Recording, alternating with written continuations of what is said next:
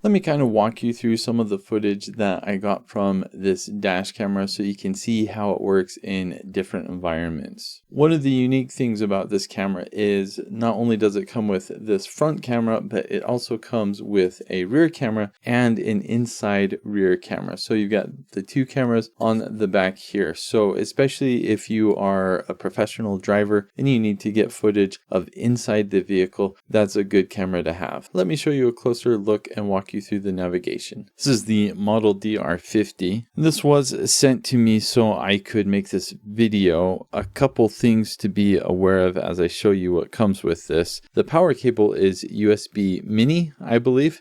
Haven't seen these around for a while.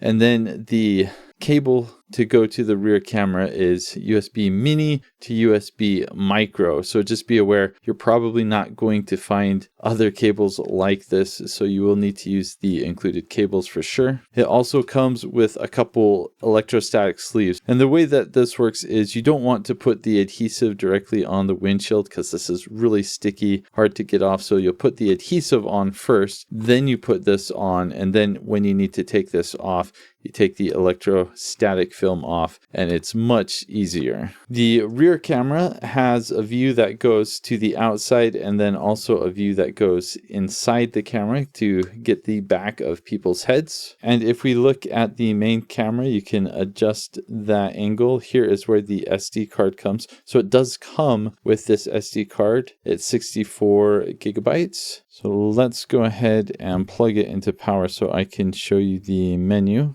English. It cannot detect GPS right now because we are inside, but it will likely do that later.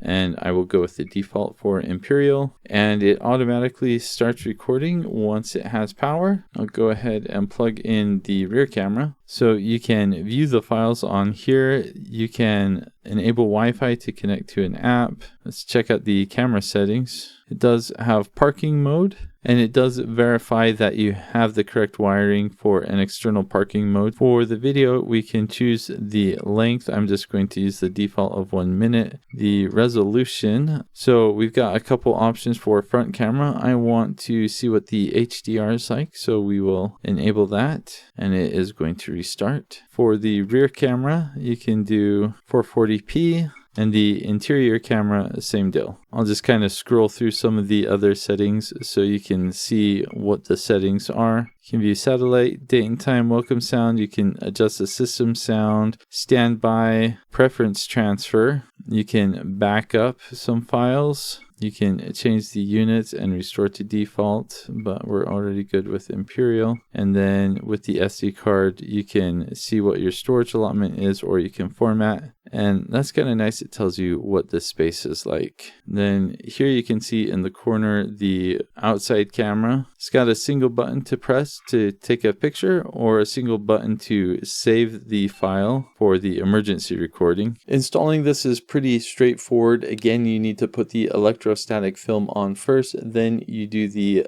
dash cam mount with the adhesive on after that. You can organize the cords however you want. I generally like to put them up above and kind of go all along the inside of my minivan, but with other dash cameras I've also gone on the ground and just put everything under the mats, and that works fine as well. And let me go ahead and show some more footage kind of as I talk about my experience with this. I think really the main thing to know with this is it does have the extra camera on the rear inside. That's really the most unique thing about it. As far as the video quality goes, you can kind of see for yourself how it does in different environments. It's easy to view the files on the device itself, or you can just remove the SD card and put the files on your computer. That is what I do, and that is how you are viewing these files. If you don't already have a dash cam, this is something every car absolutely needs. We now live in an age where you need video evidence for just about anything really, so this is a great way to do it.